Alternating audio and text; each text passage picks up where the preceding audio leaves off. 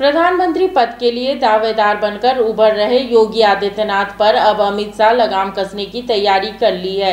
योगी आदित्यनाथ को यूपी में निपटाने के लिए उनके ही मंत्रिमंडल में विरोधियों को मोदी और शाह की जोड़ी ने शामिल करा दिया है।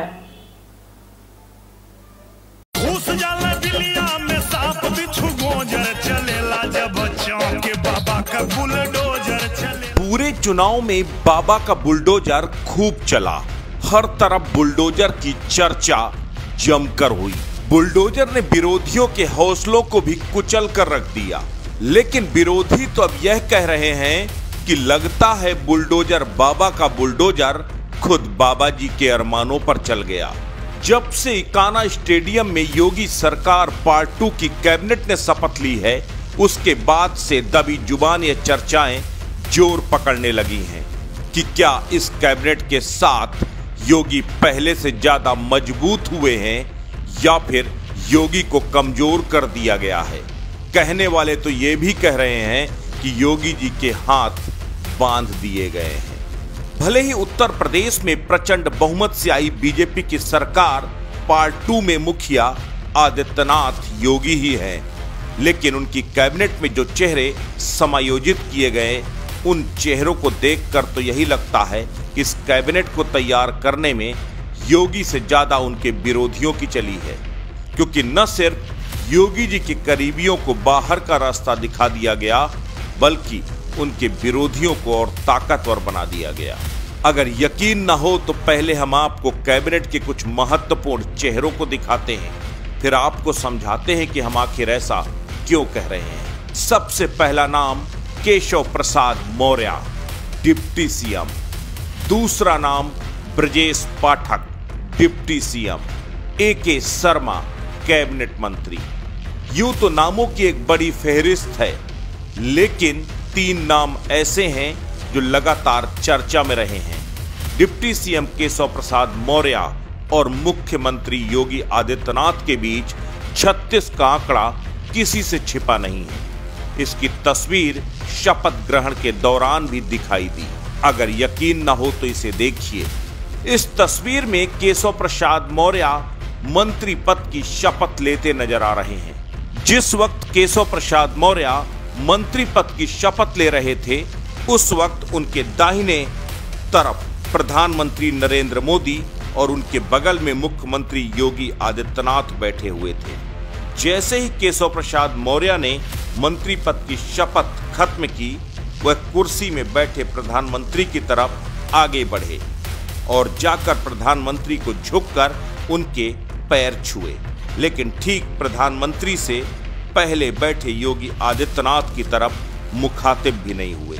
साफ तौर पर यह बताता है कि आखिर चल क्या रहा है। केशव प्रसाद मौर्य के चुनाव हारने के बाद भी उन्हें डिप्टी सीएम जैसा महत्वपूर्ण पद दिया जाना, वो भी तब जब योगी आदित्यनाथ और उनके बीच रिश्ते अच्छे नहीं हैं, बहुत कुछ कहता है। दूसरी सबसे महत्वपूर्ण तस्वीर है AK शर्मा की।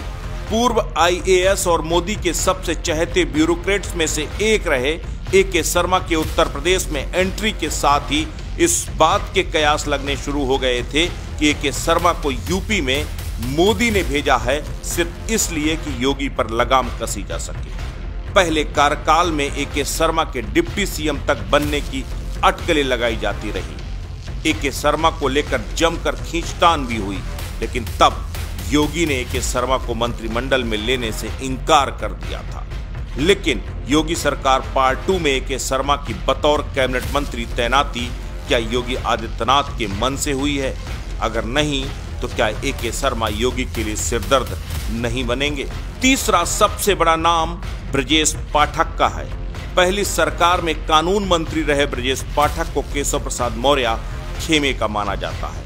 अंदर खाने ब्रजेश पाठक को योगी आदित्यनाथ के विरोधी खेमे का माना जाता है। ऐसे में उन्हें डिप्टी सीएम बनाना क्या मैसेज जाता है? इतना ही नहीं, जरा शपथ ग्रहण के बाद हो रही फोटो सेशन की तस्वीर को आप गौर से देखिए। ये तस्वीर क्या कुछ कहती है? यह तो रही बात विरोधियों को ताकतवर बनाने की। अब बात होगी योगी के सबसे करीबियों की छुट्टी करने की। जल शक्ति मंत्री महेंद्र सिंह योगी के सबसे करीबी मंत्री माने जाते थे। उम्मीद की जा रही थी कि इस बार उन्हें कोई महत्वपूर्ण मंत्रालय मिलेगा, लेकिन मंत्रालय मिलना तो दूर की बात, उन्हें मंत्री तक बनने लायक नहीं समझा गया। सिद्धार्थनाथ सिंह, ऊर्जा मंत्री श्रीकांत शर्मा जैसे कई मजबूत और कद्दावर चेहरों को भी बाहर का रास्ता दिखा दिया गया।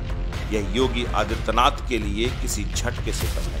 इन अटकलों के बीच हकीकत तो आने वाले वक्त में पता चल पाएगी कि क्या वाकई में योगी इस बार पहले से ज्यादा कमजोर हुए हैं या मजबूत, क्योंकि अभी तक का समय गवाह है कि जब जब योगी को कमजोर आंका गया है, तब तब योगी पहले से ज्यादा मजबूत होकर सामने आए। उस्ताद, आफत में पड़ी है जान। उस्ताद, उसके हाथ में तलवार है।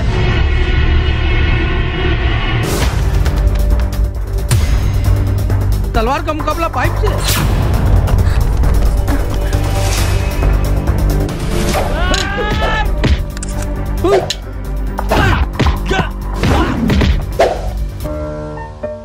अरे वाह, आप तो हीरो हो। हीरो मैं नहीं, ग्लाइको पाइप है। अरे बॉस का कॉल। हेलो, आज का हेडलाइन क्या है? आज का हेडलाइन तो ग्लाइको पाइप है सर। ग्लाइको पाइप, हम चुकाते हैं एक एक बूंद की कीमत। जब टूटती है आस, जब थकती है सांस, जब रूठते हैं अपने, मुंह मोड़ता है जमाना, जब अंगड़ाई लेता है संकल्प, फिर बनती है कहानी, बनते हैं अनमिट निशान। देखिए मेरे साथ संघर्ष की दास्तान।